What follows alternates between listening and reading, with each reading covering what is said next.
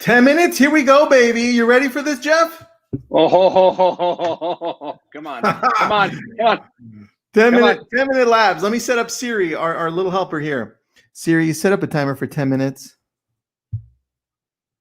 Okay, 10 minutes and counting. Here we go. All right. This business, you're on the title side, but you're massively awesome on the title side.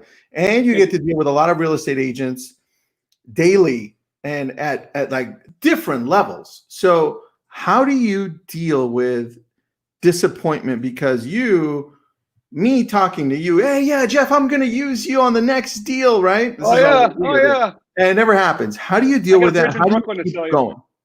I'll tell you, you know what it is? It's volume. You just keep talking to more people. And I love it when somebody says no.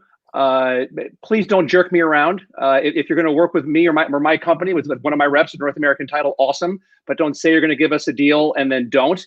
We used to say, don't piss down my back and tell me it's raining. And so basically it's like, you know what, if you have a relationship with somebody else, awesome, mazel tov, unicorn jumping through rainbows. But really, it's just for every no that I get, there's 5 more people out there that I know that I can go talk to.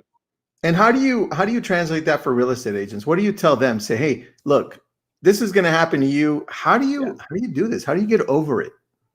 Find balance in your life. Make sure that you exercise, you eat right, which is, pray to something. It could be a tree, Allah, Buddha, God, Heavenly Father, whatever, but believe in something. And if you can have balance between, work, spirituality, family, and health, it's the hardest thing in the world to do. But if you can achieve even 2 to 3 of those things in balance, you're hitting a home run. And that's, to me, I advise every realtor that I speak with, and I speak with several on a daily basis, find balance in your life. I can't stand the word, I'm killing it, I'm grinding. I don't want to be, I live in Vegas. The last thing I want to be doing is grinding anything. I don't want to grind. I want nothing to do with grinding. I'm 50 years old. I'm tired. I need a nap. I want to grind. But I want to, I want to go ahead and help people. And that's what I preach to all the realtors that I talk to is, do acts of service, acts of kindness, expect nothing in return. And then whenever something does come back to benefit you, it's a win because you didn't expect it to happen in the first place. Oh, I love that you run your business that way. You're like, hey, I'm going to give you all of what I've got, the best of me, the kindest of me. And if you come back and you say, hey, man, that really resonated with me, I'm going to use you. That's a win right there, dude. All right. What keeps you up at night? What just like, good or bad, or both? There's probably both. Good is I get some new, I'm a techie guy just like you. And so I found some algorithm that's going to generate my friends that are realtors more business. And I can't wait to let them know about it, but I don't want to be that creepy guy texting them at 3 a.m. going, hey, guess what I just found out? I got something for you. And next thing you know, they're like, yeah, dude, no, I'm asleep. Stop it. Get a life. And then what keeps me awake on the challenging part of it is, Vegas has taken literally a 19-year-old Mike Tyson gut punch. Not a older Mike Tyson when Don King ruined him and he was eating off of Vander Holyfield's ear, but young Mike Tyson with Custom Auto in Catskill, New York, who was just a finely tuned weapon destroying people in 9 seconds or less on HBO. That's what we took. And we're still recovering from it. It's going to be a while in terms of the recovery here, but there's not a more resilient culture than the folks in Las Vegas. And I know that things here are going to be just fine. But that's what keeps me up right now. I like that because we should always have that urgency of, what can we be doing, right? That's what keeps us sharp. So good answer. How have you adjusted your business and how have you seen top agents adjust their business? What I've done is really a lot more just low expectations. I expect nothing. And I give. Agents will call me all the time and go, hey man, can I get you help? Can I help you on this? By the way, I'm sorry, my last deal I tried to get to you, but it went to title company X. I don't care about that. That's fine. I just give and give and give. The thing I've talked to realtors is video. If you are not on video, like what we're doing right now, you are going to be working at Costco in the next 6 months or Amazon. And that's fine if that's what you want to do. I've seen a bunch of realtors that on LinkedIn, all of a sudden they're a manager at Foot Locker. God bless. But it's because they haven't evolved. And I've taken the time now over COVID to teach myself YouTube SEO, which is scary. And it's amazing because Google is the 800-pound gorilla in the room. You could take Facebook and Zillow and Realtor.com and put them in a bag, and literally Google could take that entire bag and throw it in the garbage and say goodbye because our valuation is more than all of you combined. Thank you very much. Because we've been mining and harvesting data longer than any of you. We have it all. So I've taken the time to teach myself YouTube SEO. And that's now what I'm teaching my realtors is everything you're doing needs to be content applied certain ways on a YouTube channel. Where are you learning it? How can we learn it? The tool that I use was vidIQ, and I have no relationship with them whatsoever, but it's like $39 a month, and there's a plugin that you can just go ahead and it shows you your competitors' hashtags, your hashtags, when to post, when not to post.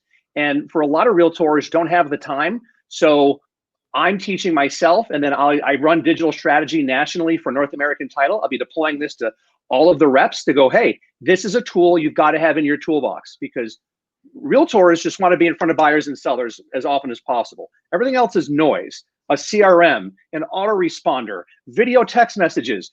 They're all amazing, but you should have somebody in your corner to vet and then show you how to apply that technology to grow and defend your brand. And that's where we come into play. I love that. Have you heard of Business Video School? We launched it in Lab Code Agents. You should be. All right, cool. Well, you know what? We're going to have you on that. I totally forgot. As long as you have no censor and there's no filter, or you have a beat button, it's fine. There is no censor. What's a censor? All right. I love you, dude. I love you. How do you stay motivated and positive when you get to talk to so many people that can instantly bring you down? Great question. And it's right there. I have 3 genetically superior children that are amazing. I thought you were going to say genetically modified. I thought you were No. Genetically superior. They're just far better. And it's like, if you took a picture of my wife and 3 kids, it belongs in like a frame at Michael's because they're all just gorgeous. My head looks like my neck threw up. That's for another day. But it's really for my kids. I do this because of them. And it is something that I do, for them. And then also I have taped on the back, right on the wall behind my computer. This is my state of Nevada unemployment card that I had 7 years ago. I was on unemployment, and I stare at this every day, multiple times a day to encourage me because I could be much worse off. And I spent 4 months of my life as being at home. I watched all of Sons of Anarchy, learned how to do laundry well, and got hooked on Ellen for 4 months, 7 years ago. And it's awful. How did you break out of that? Let's go into that. How did you break out of that? I was approached by someone that was a sales manager at a local title company here in Las Vegas. And he said, hey, man, you know real estate and you're good in sales. Come work with me. And I said, I know nothing. I don't know crap about escrow or title. And he said, you know what? When I started, neither do I. We'll train you. And that's how I started. All right. I love that. So what have you learned about yourself over the last 6 months from start of COVID to where we are now? The biggest thing I have learned about myself is that I'm much more patient than I thought. I have ADHD like the rest of us that are in sales. And so I thought I was just all over the place. And even though I take enough Adderall to kill a family of 4, it keeps me somewhat focused. But I've learned that I'm so patient because I listen more. And, everybody bitches and moans about something at some point in time. And I'm happy to hear about it. I should put Dr. Phil on my door because a lot of times I'm a therapist, and that's fine. But I've learned to be much more patient with people and to listen and to make people really challenge them and have them qualify and quantify their challenges that they're having. I never say problems like insurmountable challenges we can overcome. So I encourage people to say, what are the challenges you're facing right now with COVID going on? And it has forced realtors to step up. It's really forced them to step up to raise their game. I love that. All right. So then what advice would you give to, and this is the last question, newer agents that are kind of not doing it right now and veteran agents that are looking to see what's next so they don't lose that next opportunity?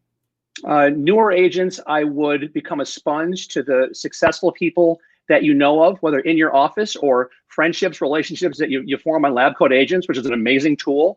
And anybody who's, I always say there's the good side of the force and dark side of the force with real estate. And LCA is really the good side of the force. Don't be afraid to reach out to literally any of the 125,000 members are happy to help.